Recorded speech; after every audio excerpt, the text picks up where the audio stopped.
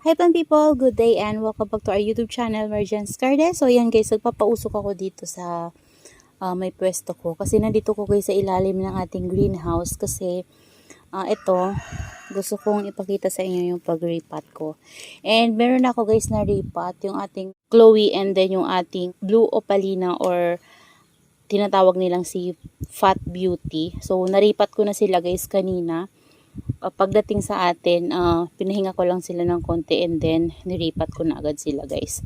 So ngayon, ito yung iriripat ko kasi yun hindi ko na naipakita sa inyo kung paano ko sila niripat na dumating sa atin na with original soil nila guys from Benguet. So ayan. First time ko to guys gagawin dito sa atin. So gagawin ko, hindi ko natatanggalin yung kanilang original soil. Ang gagawin ko na lang ay dadagdag na lang ako guys ng ating rice hull dito sa ating mga succulents na potted na.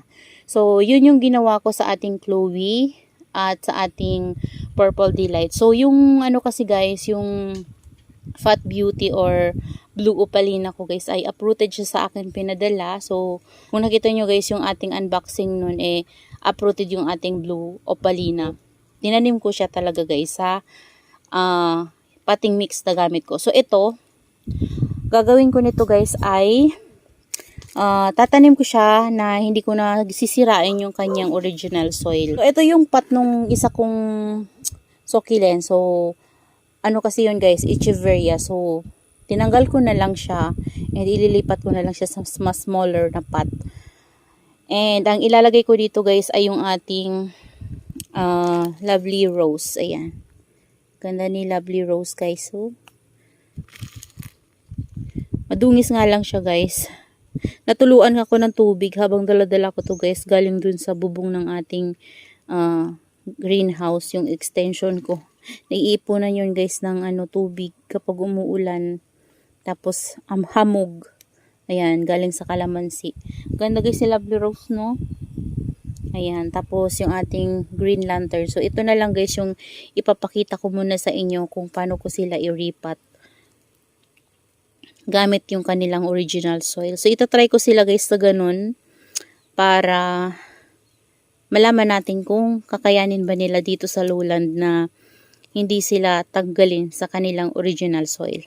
So, bibigyan ko kayo guys ng update nito after a week or after a month. Yan. Para malaman natin kung okay lang ba sila after natin silang itanim na gamit yung kanilang original soil. Ayan. So, mag-start na tayo guys.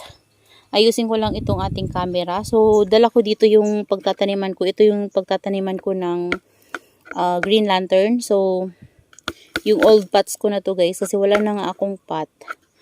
Ayan. Tapos, ito yung niready ko na potting mix. Yan. So, ready lang natin yung ating guys, camera. Magsusuot lang ako ng gloves. Ayan. Suot lang natin itong ating gloves para hindi makati. Kasi nakakatihan ako sa kamay ng rice hull.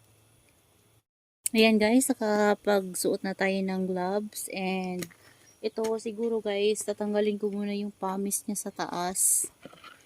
Para mamaya ma-reuse natin. Yan, ang toppings.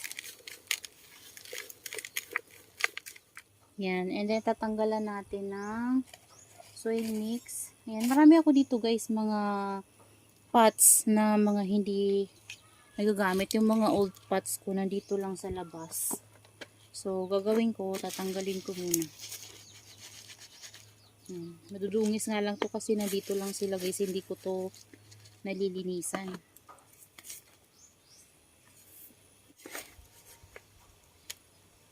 Maganda yung pwesto ko dito ngayon kasi hindi mainit. Maalinsangan pero okay lang guys, caring compare doon sa natin sa greenhouse, talagang napaka-init talaga. Ayan guys, nilagyan ko na siya ng potting mix natin. So, hinalo ko siya dun sa pot natin na malaki. Yung potting mix para mahaluan siya ng fresh na rice hull ulit.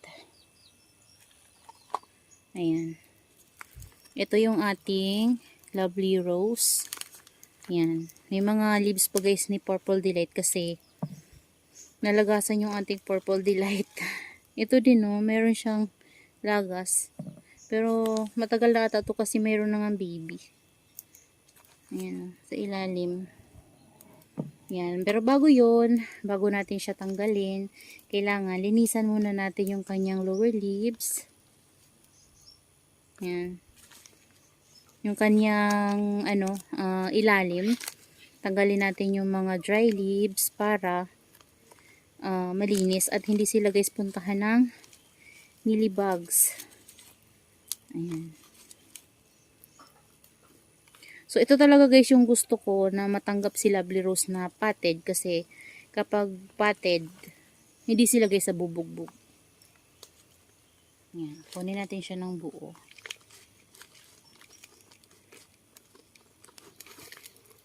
Ayun. Yan yung plastic niya. Yung pot. Tapos tanggalin lang natin itong mga dry leaves. Ayan siya guys, oh. Ayan. Hindi ko na masyadong gagalawin kasi dry yung soil niya guys. So, bumabagsak siya. So, gaganyanin natin. Ihalo lang natin guys yung mga nalalaglag niyang old na soil mix. And then, mag-add lang tayo ng ating potting mix. Yan. Kasi kulang. So, itong potting mix ko guys, sa mga nanonood sa atin na dati pa, alam nyo na yung potting mix ko. Na Rizal and then bulok na Rizal. Tapos, nung dati, itong nakalagay dito talaga na soil mix, nahaluan ko to ng coco peat at saka ng vermicast. And then bulok na Rizal and fresh. So, yun yung laman ng pot na to. So, dahil hinalo ko siya dun sa potting mix na naka-ready ko ngayon guys. So, yung laman naman nun is fresh na Rizal lang at saka garden soil. So, yun lang yun guys. So, hinalo ko dun. So, ayan. Papatong lang natin to. Medyo malayo tayo guys sa camera. Ilapit nga natin para makita nyo ng mas maayos. Ayan. So, yan. Diin lang natin. Ayan. Saka tayo mag-add ng soil mix natin.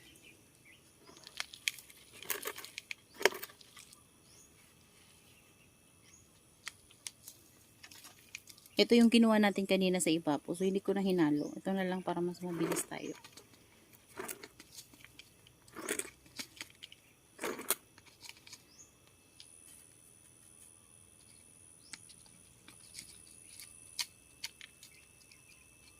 Ayan, ubos na. Wala nang laman. Ayan, tapos taktak natin.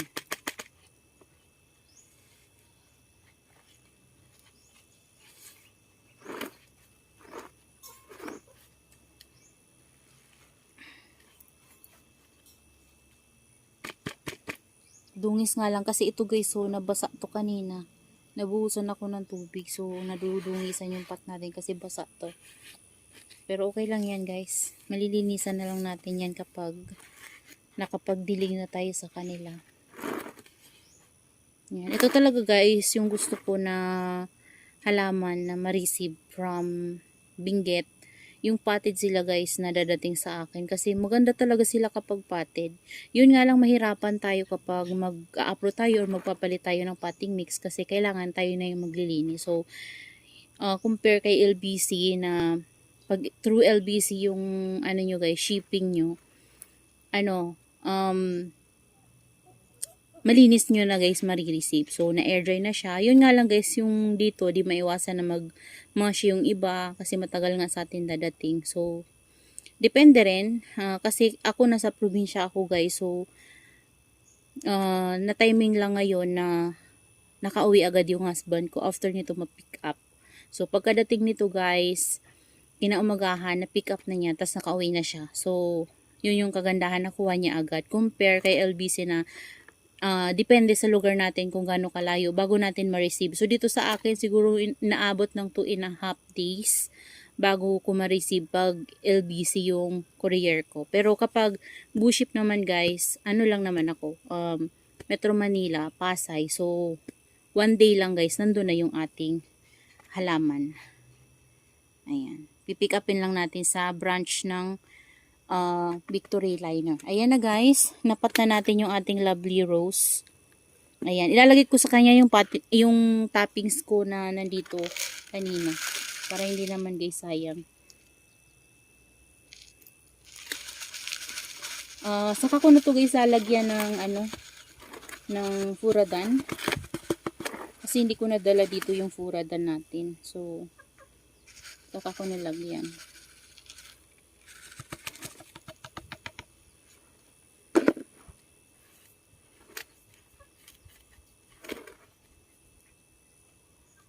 Ayan, linisan lang natin konti.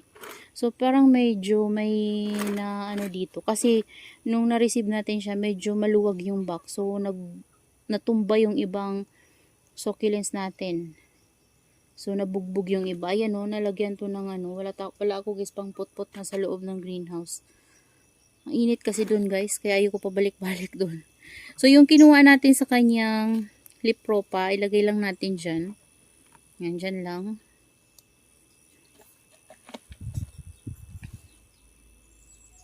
Yan. Patong lang natin dyan. Ayan na guys. Tapos mayroon ditong mga leaves ng ating Purple Delight. Kunin ko na guys, ilagay ko na sa kanya kasi baka maiwanan ko dito at mabulok lang. So mayroon ditong Purple Delight, mayroong leaves ni Chloe. So pabuhayin lang natin dyan. Diyan na natin siya pabuhayin para magkaroon siya ng pops. Saka na lang natin siya ilipat ng ibang pot. So ayan na yung ating lovely rose. Yan nga guys, ako guys, nagsisi nga ako, dapat ginawa ko na lang 2 pots yung ating lovely rose kasi super ganda talaga niya as in. Ayan, walang naging problema sa lower leaves niya, hindi siya nagmashi. Diba? Super ganda kapag potted nyo siya marireceive. So, wala namang arte sa akin guys si Lovely Rose. So, ito nga, pagkadating kanina guys ay mainit talaga ngayon. So, andun, naiinitan yung ating Purple Delight. So, mamaya ipapakita ko sa inyo para makita nyo. Naiinitan sila ngayon, afternoon. Hindi lang tayo ng potting mix. Tapos, ito yung ating red lantern. So, mas maganda sana kung nasa white pot din siya. Kaso lang, wala na tayong pot. Hindi pa dumadating yung pot ko. Bumili ako ng pot guys sa Shopee. Kasi, mahal kapag dito. So, sa Shopee na lang ako bumili. So, mas mura-mura sa Shopee. Yan o, may leaves pa ni Chloe. Kasi, yung Chloe natin ay nabugbog. Kasi nang dumating siya guys, ay tumba na. Para siyang clay. Ayan.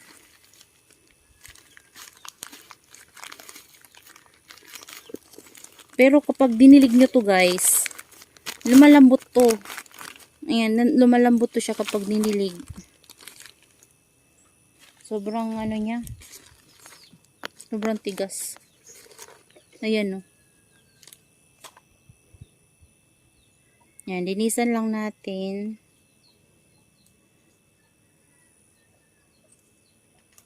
Yan. Para kapag pinat natin, malinis na.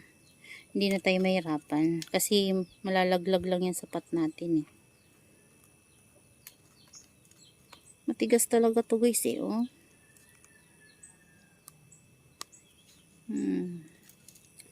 Matigas. Pero, okay naman siya. Pero sobrang tigas. Ayan. Pero mabait naman to guys si Red Lantern. Tingnan natin. Try natin. Mag-experiment tayo para kung okay sa akin at gusto nyo rin i-try at gumana sa inyo, diba? O, mas better kung ganun. Kasi kapag potted yung mga succulents nyo, pwede nyo nang hindi palitan ng potting mix, or pwedeng mag-add na lang kayo ng potting mix na gamit nyo. Ayan. Pero kapag ganito guys, dapat ingat tayo sa pagdiliga kasi syempre original soil nila to. So yung soil nila ay talagang lupa. Ayan, garden soil talaga.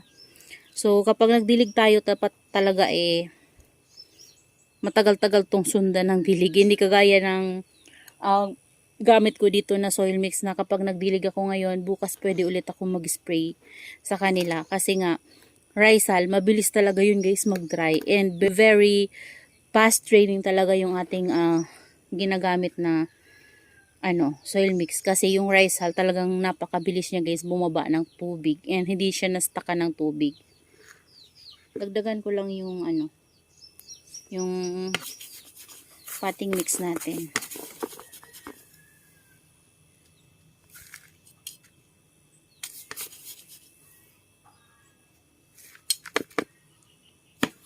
Ayan.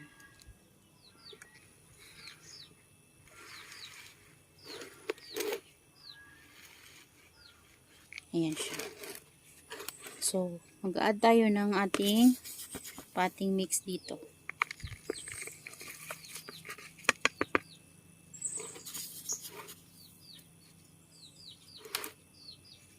Tanggalin ko to. Buo pa kasi yung garden soil ko guys.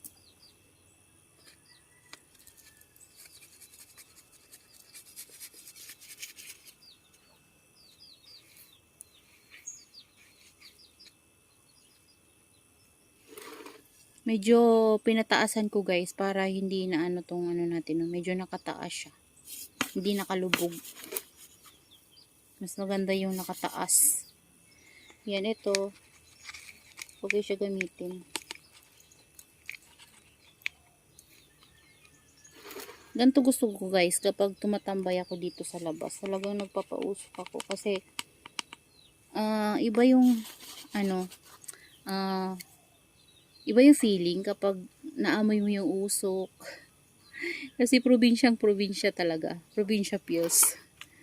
So kasi naalala ko nung mga bata pa kami, pag nagwawalis na ng hapon, ayan, yung usok niya talagang parang nakakagaan sa pakiramdam, yung parang probinsya feels. Ganun talaga kapag pumunta kayo sa probinsya, yung mga taga dyan, city, kapag puro bahay na lang yung nandyan sa inyo, di ba guys, yung bang hindi na kayo makapagsunog. So iba yung feeling kapag ganito na nakakapagsunog.